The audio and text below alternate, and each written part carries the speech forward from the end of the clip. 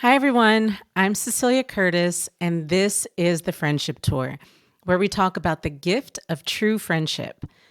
Last week, I saw a clip online of people jumping rope, double dutch in particular, and it made me so happy because I loved jumping rope as a kid.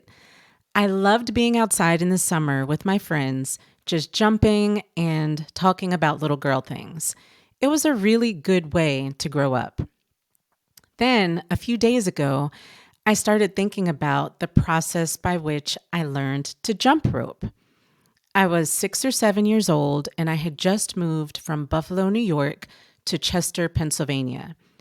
It was the summer, and most of the girls on my street and in my neighborhood spent summer vacation jumping rope. But I didn't know how. So I would just go outside, sit there, and stare. Sometimes I would ask for a turn, but because I didn't know how to jump, no one would let me jump.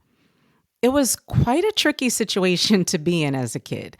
Sometimes the other girls would let me turn while they jumped, but even that didn't go well because I quickly got labeled as afflicted turner, which meant I didn't turn evenly.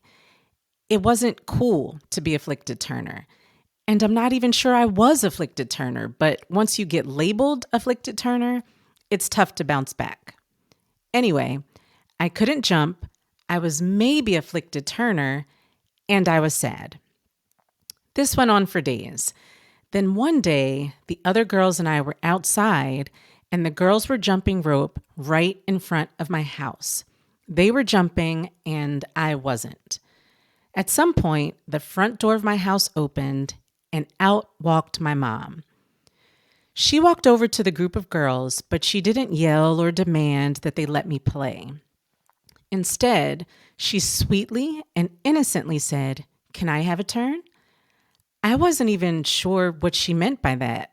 I was like, "A turn at what?" But the other girls started turning.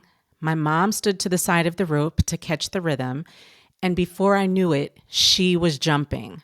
My mom was jumping rope. I was shocked and confused, and I was in complete awe because until that moment, I only knew her as mom. I'm embarrassed to say I didn't fully know she was an actual person, and I definitely didn't know her as someone who used to be a girl or someone who used to play outside or someone who could jump rope or someone who was very cool. She was just my mom. I don't know how many turns she took.